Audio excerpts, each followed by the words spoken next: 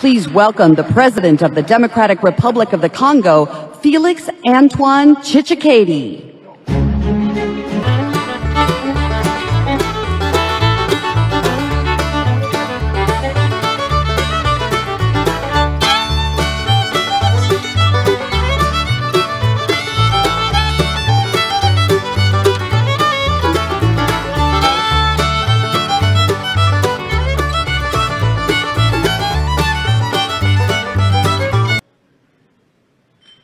Ladies and gentlemen, shalom. Merci beaucoup. Merci à vous tous pour cet accueil chaleureux. À Madame la Présidente Besti Berns-Korn, ainsi qu'à tous les leaders de EPAC, merci de m'avoir associé à cette grande conférence.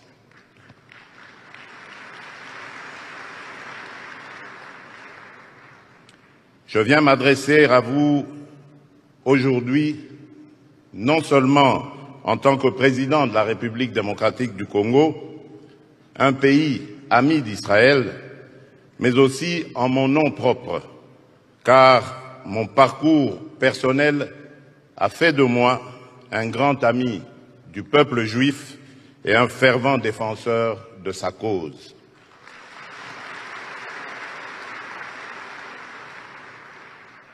Par ma foi chrétienne qui tire sa source dans la relation entre le Créateur, l'Éternel et le peuple juif, j'ai le plus profond respect pour le caractère prophétique de l'histoire de ce peuple et de son destin.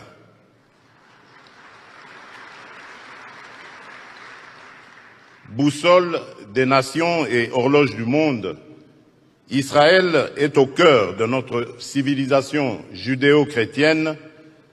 Vous comprenez donc mon attachement particulier envers la nation d'Israël, son peuple ainsi que la ville sainte de Jérusalem, selon qu'il est écrit dans le psaume de David, « Priez pour la paix de Jérusalem ».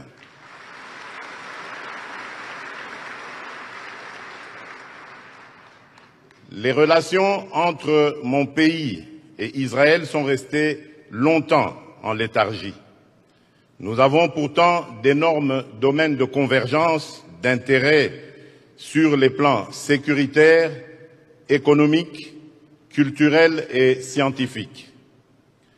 S'agissant des questions sécuritaires, les défis nouveaux liés à la lutte contre le terrorisme, la corruption et le blanchiment des capitaux, ainsi que la lutte contre la cybercriminalité, nous donnent l'opportunité, que dis-je, l'obligation de renforcer nos liens pour des objectifs partagés.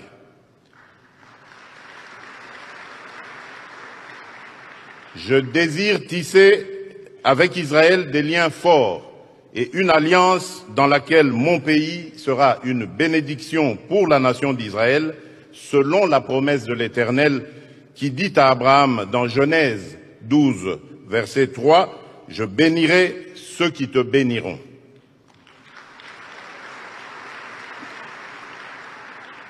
Il s'agit d'un processus que je réaffirme solennellement ce jour et qui se renforcera à la mesure de la consolidation de notre amitié et de nos intérêts réciproques. C'est dans ce contexte que je vous annonce l'arrivée imminente dans mon pays du grand rabbin Albert Guigui, qui viendra cette fois pour le renforcement de nos liens sur le plan spirituel. Pour ne pas perdre cet élan, pour consolider nos liens et discuter de nos intérêts mutuels, je compte effectuer une visite en Israël au courant de cette année.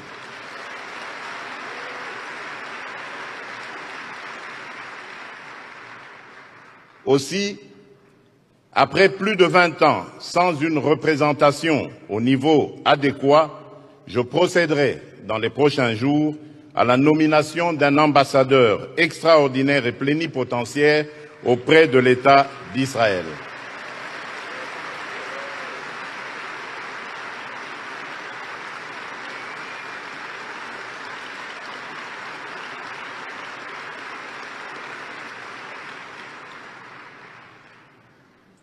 Dans le même ordre d'idées, il sera créé une section économique animée par un personnel de haut niveau ayant la mission de promouvoir les relations économiques entre les deux États. Notre ambassade étant à Tel Aviv, je ne trouve aucun inconvénient à ce que la section économique soit installée dans la ville bénie de Jérusalem.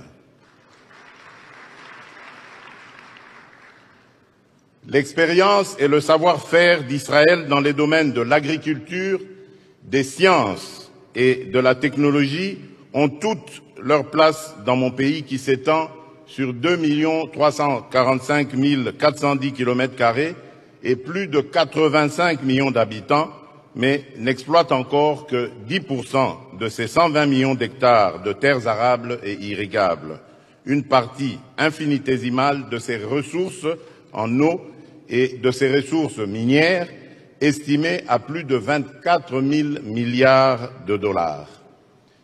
J'invite Israël à accroître sa présence diplomatique et économique dans mon pays à la hauteur du potentiel qu'offre la relation entre nos deux États et nos deux peuples.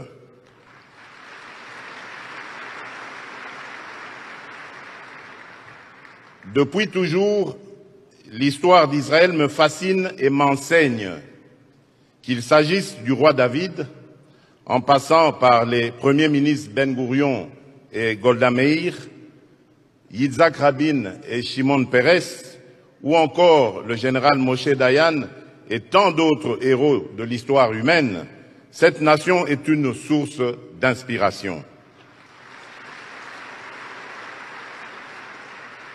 Elle nous apprend ce qu'il est possible à l'homme de réaliser en peu de temps quand on a la volonté, la résilience et surtout la grâce et la faveur divine.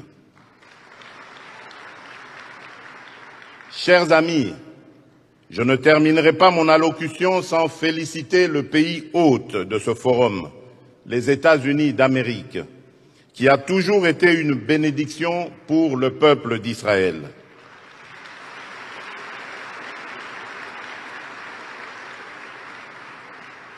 À cet égard, nous soutenons le plan du président Donald Trump en faveur du retour à une paix durable et à la coexistence pacifique entre les deux États, Israël et la Palestine. Enfin, je remercie mes frères et sœurs chrétiens évangéliques de ce pays qui, pour leur soutien indéfectible à la paix et la sécurité de l'État d'Israël.